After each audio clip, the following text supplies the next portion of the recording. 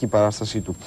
Περνάμε στο θέμα της εξωσωματικής γονιμοποίησης. Στην ιατρική ενότητα της εκπομπής έχουμε κοντά μας τον κύριο Αλέξανδρο Τζέφεράκο, ο οποίος είναι μερευτήρας γυναικολόγος και διευθυντής της μονάδας εξωσωματικής γονιμοποίησης του μερευτηρίου Μητέρα. Καλημέρα. Καλημέρα. Καλή Κυριακή.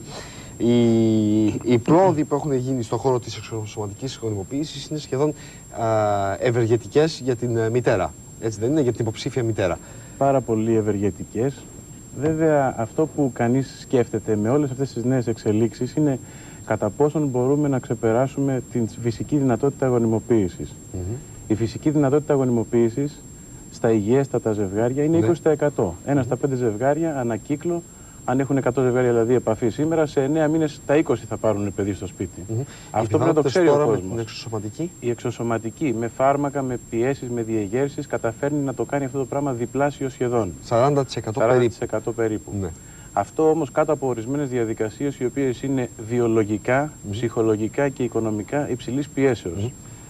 Και η επιστροφή σε μια διαδικασία. Και οι τρεις παράγοντες, συγγνώμη σας διακόπτω, και οι τρεις παράγοντες παίζουν εξίσου σημαντικό ρόλο. Έτσι, σημαντικότατο ρόλο. Δεν μπορεί να ξεχωρίσει κανένας κάποιο από αυτά τα κομμάτια όταν γίνεται μια ιατρική παρέμβαση που ουσιαστικά παραβιάζει τη φύση. Η προσπάθεια της εξωσωματικής γονιμοποίησης ξεκίνησε από ένα φυσικό κύκλο. Δηλαδή, το πρώτο παιδί που γεννήθηκε, γεννήθηκε με το οάριο που έφτιαξε η μητέρα του, Λούίζα Μπράουν, και αυτό το οάριο χρησιμοποιήθηκε και έγινε η γονιμοποίηση. Πριν φτάσουμε και το συζητήσουμε αναλυτικά, να δούμε το βίντεο που έχουμε ετοιμάσει, το θέμα που έχουμε ετοιμάσει, γιατί ουσιαστικά έγινε η πρώτη γονιμοποίηση με αυτή τη νέα επαναστατική μέθοδο ή, εν πάση περιπτώσει, με αυτή την εξελιγμένη μέθοδο. Έτσι δεν είναι? Να δούμε το σχετικό θέμα και να επιστρέψουμε στη συζήτησή μας.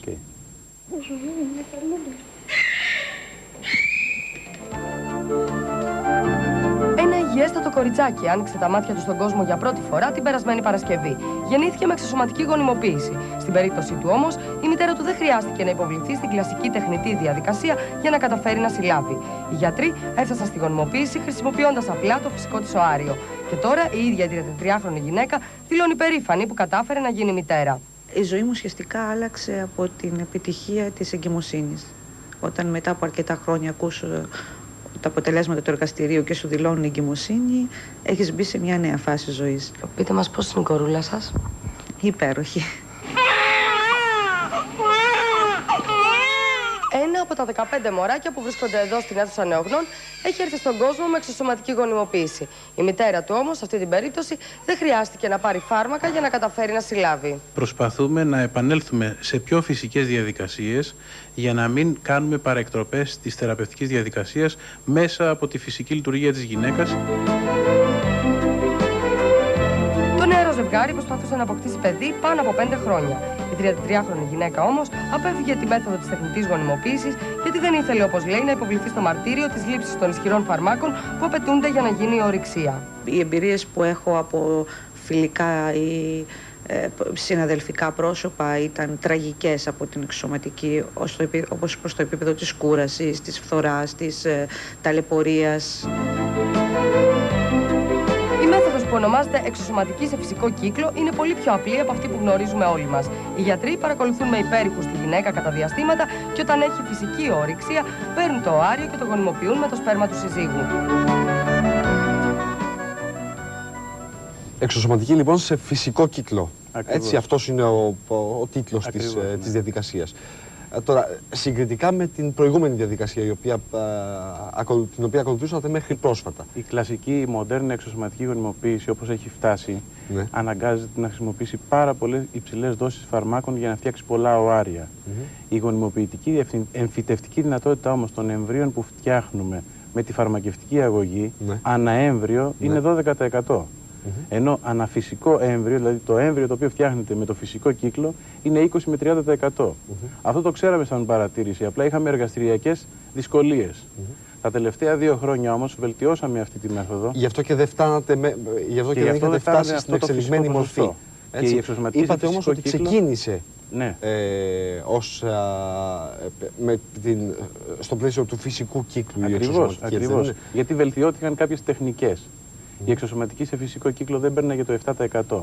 Και αυτό ήταν αντικειμενικοί παράγοντες και κυρίως εργαστηριακές δυσκολίες για την ορίμανση του ενός οαρίου και το να το πετύχουμε στον κατάλληλο χρόνο. Αυτό το πράγμα ξεπεράστηκε, έχει βελτιωθεί η τεχνική. Ήδη είναι πάρα πολλές γυναίκες που έχουν οδηγηθεί σε αυτή την τεχνική και με αποτέλεσμα να έχουμε τουλάχιστον μία ή στις 4 ή 5 γυναίκες να έχει εγκυμοσύνη. Αυτό το πράγμα είναι σημαντικό, είναι μια μεταβολή. Βεβαίως. Ξέρουμε ότι έχουμε να αντιμετωπίσουμε και κάποιες κριτικές. Είμαστε έτοιμοι όμως. Έχουμε τα στατιστικά μας, έχουμε τις γυναίκες οι οποίες έχουν αποκτήσει παιδιά πλέον με αυτή τη μέθοδο και επειδή θέλουμε να βοηθήσουμε τις γυναίκες, τα ζευγάρια με προβλήματα γονιμότητας, γι' αυτό το λόγο και ερχόμαστε να ενημερώσουμε για αυτή τη μέθοδο, ότι μπορούμε να ξαναπάμε σε αυτή τη μέθοδο και να έχουμε πάρα πολύ καλά αποτελέσματα.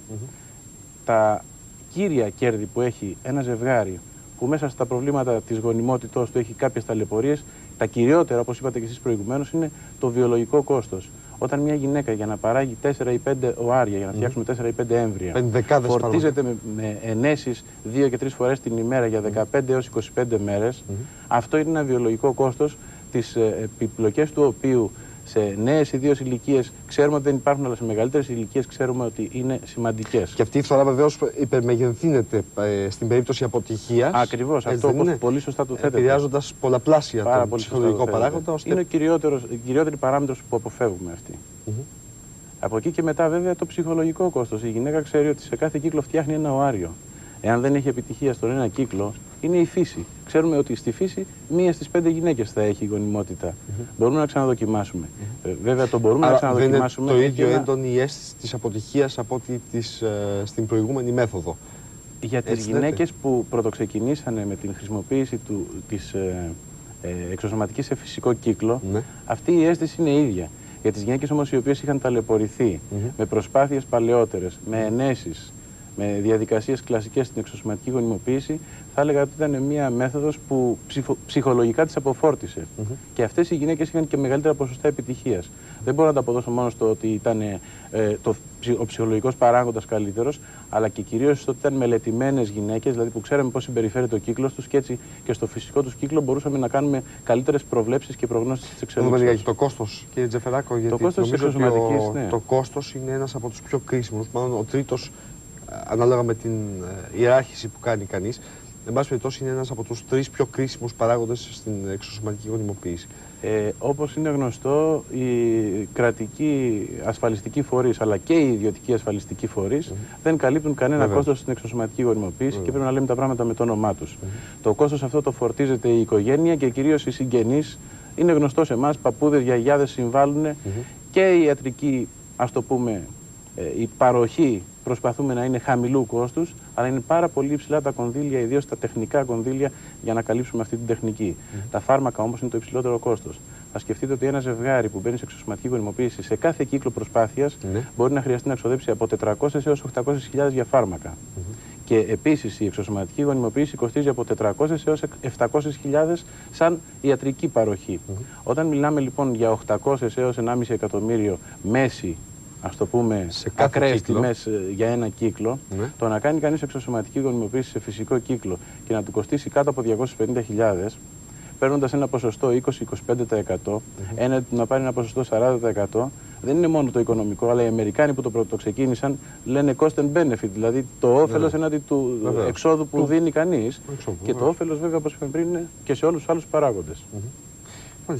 Πόσα τα ποσοστά έχουν ανέβει στα νέα ζευγάρια που καταφεύγουν, έχουν πρόβλημα γονιμότητας και καταφεύγουν στην εξωσωματική γονιμοποίηση? Τα ποσοστά, αν σκεφτούμε τους πρώτους κύκλους που κάναμε σε φυσικό κύκλο πριν από 9-10 χρόνια και αυτούς που κάνουμε την τελευταία διετία και κάνουμε την εσωτερική σύγκριση στατιστικών, έχουν τριπλασιαστεί. Τα ποσοστά μας το 90 ήταν 7% και το 98-99 είναι 21%. Αυτό δηλαδή πλησιάζουμε στη φυσική δυνατότητα γονιμοποίησης με την τεχνική αυτή.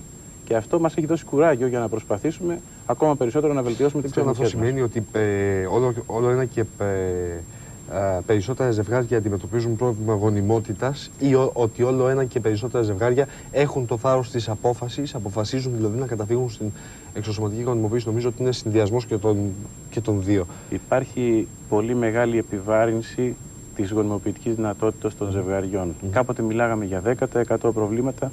Τώρα πια μιλάμε για 15% προβλήματα, μιλάμε για πάρα πολύ σοβαρά προβλήματα, ιδίως του ανδρικού παράγοντα, που κάποτε δεν λυνόντουσαν. Σήμερα ένας άντρας, λες και η εξωσωματική φτιάχτηκε τελικά για να αντιμετωπίσει την ανδρική υπογονιμότητα. Ένας άντρας χωρίς ακόμα σπερματοζωάρια, μπορούμε να πάρουμε μέσα από τον όχι σπερματοζωάρια και να κάνουμε γονιμοποίηση. Έχουμε εξελίξει τις τεχνικές και έχουμε πάρα πολύ υψηλά και καλά αποτελέσματα. Αυτά βέβαια αντιμετωπίζουν και τους δύο παράγοντες. Κάποτε άνθρωποι οι οποίοι δεν θα κάνανε καθόλου παιδί, πριν 5 χρόνια εννοώ και πριν 10 χρόνια, γιατί οι εξελίξεις είναι ραγδαίες την τελευταία δεκαετία, σήμερα αυτοί οι άνθρωποι αποκτούν παιδί. Και είναι σημαντική η βοήθεια σε αυτό το τομέα. Θα σας ευχαριστήσω πάρα πολύ για την συζήτηση, ήταν κατατοπιστικότατη και ας ευχηθούμε ότι θα υπάρξει και περαιτέρω εξέλιξη. Οι έρευνες δεν σταματάνε ποτέ σε αυτό το τομέα. Έτσι ώστε να γίνει και πολύ πιο ασφαλής η μέθοδος. Πολύ σωστά το θέλουμε. Και πολύ πιο χαμηλό το κόστος. Καλή Κυριακή, να είστε πολύ καλά. Εμείς θα μείνουμε για λίγο ακόμα στην υγεία, στον χώρο της υγείας, φίλες και φίλοι, γιατί όλο ένα και περισσότερο.